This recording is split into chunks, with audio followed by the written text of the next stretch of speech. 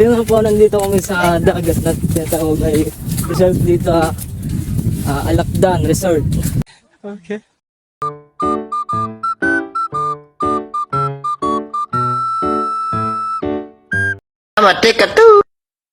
Yun nga, napakaganda ng tanawin dito sa Baybayon.